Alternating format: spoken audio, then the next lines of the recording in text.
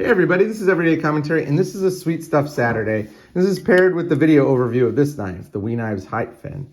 But this is a video overview where we're going to talk about complex design. So, I have two knives here that I think have, sort of epitomize complex knife design. And then I have two knives with me that epitomize like very simple knife design. And both are difficult, but I do think that pulling off a more complex design is ultimately harder to do in the knife world. So let's talk about what I mean when I say complex design. So I'm not talking about the mechanics. Like there are a lot of mechanics in the knife that people can see when they take the knife apart that don't really have any bearing on how they function. And so I'm going to set aside mechanical complexity for now. Something like the kinematic opening on like the Provoke. And we're just going to focus on, the shapes here. So the Sebenza is a classic. It is a classic because it's been around a long time and because it is relatively unchanged. I mean, the basic handle shape where it's sort of this dog bone shape, very simple lines, a little bit of a taper in the middle and a flare at both ends. That's pretty much all the Sebenza has ever been. And there are different blades now. There's an Insingo blade, which is sort of a modified Wharncliffe. There's a Tonto, but really it's a clip point blade, and that's it. Thumb stud, simple handle, clip point blade, frame lock, clip, done, right? That's the simple knife. Now, getting down to this, just this bare essential is pretty challenging because, the market is driven by features, and you can kind of have this thing where your features are, better or more, and you could sell more, but a spare minimalist design is pretty hard to get down to. You're always tempted by adding something else. Another look at sort of a spare minimalist design is this knife. This knife is not terribly complex in its design. Again, it has a drop point blade, a really nice contour handle. I actually like this handle better than the Sebenza. The pocket clip is nice, and it's got a liner lock that's easily accessible. It runs on thumb studs. Very, very simple design, not much to mess up here. But also, if you make one error on a simple design, everybody's going to see it. Really, really great designers behind these two knives. This one is designed by Les Halpern, and this is designed by Chris Reeve with modifications over the years. They are both really great knife designers, and those are really great simple knives. But let's talk about complex knives. And the first knife that comes to mind when I'm thinking about like complex shapes in knives is this knife. And this knife is the Strider PT. This is actually the Strider PT CC. I've had this knife for a long time. I sold one, and then I regretted selling it, and I got another one. And this is the one I've had for a long time. This is a really interesting knife because in essence, it is the same formula as the Sebenza. It doesn't have a clip because this is a CC version, and it has a thumb hole. But if you look at it, it's, a drop point blade with a frame lock. But here's the difference. This knife is an incredibly complex shape. Look at all of these cuts and curves and cutouts and different things. You have the blade here, which is a really nice blade shape. But then you have this little sharpening choil here, followed by a full finger choil, and then an index notch that allows you to have access to the lock bar. And then you have this flare out at the end that sort of gives your hand a place to rest.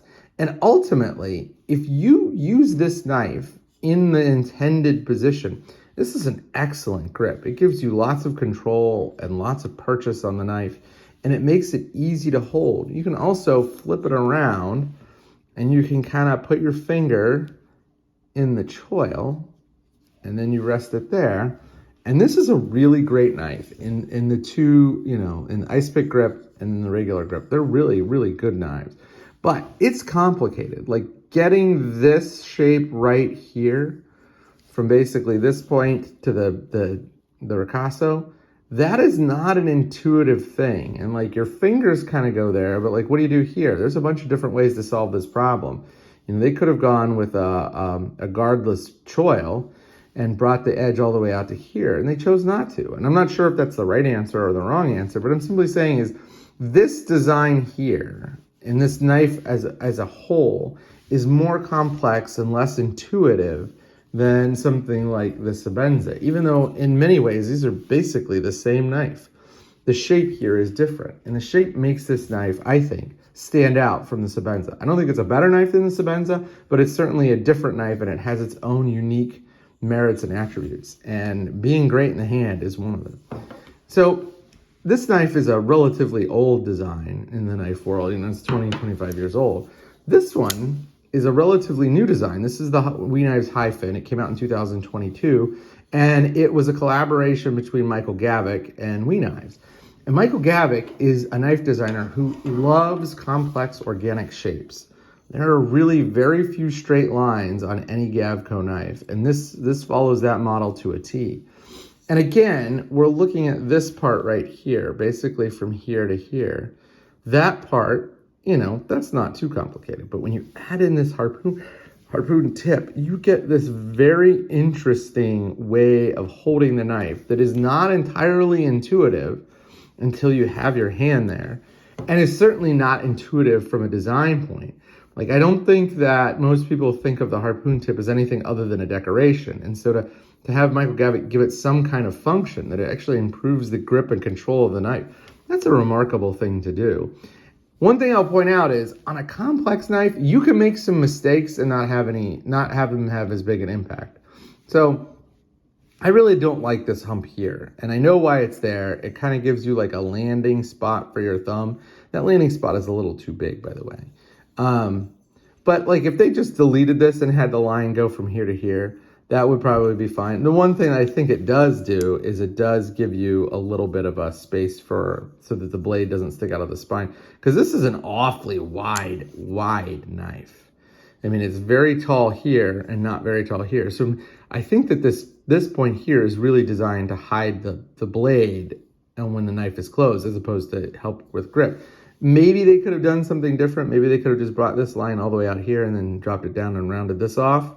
And then you wouldn't have this point. But, not a big deal, because this knife is so complex to begin with, you can kind of hide your mistakes. Whereas if you had like some stray hump or bump on this knife, it would not work. You would instantly notice.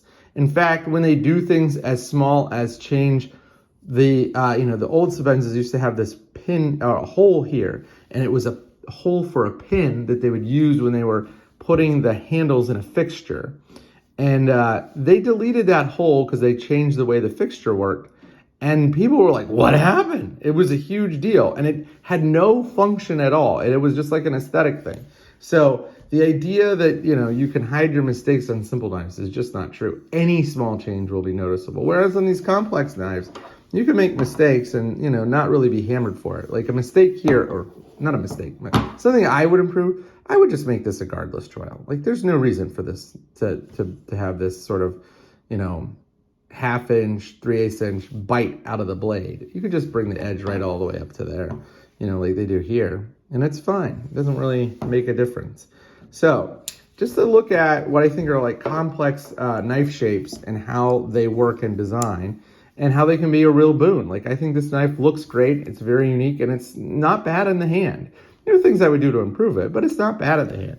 It's not like this knife is the greatest knife in the hand either. And it's okay, and it works well because it's a classic. But like, pretty much, this is like the missionary position of knives. If you can't hold a knife that way and have it be effective, there's a problem. Just very straightforward and simple. So this is a quick look at complex knife shapes and how they impact design.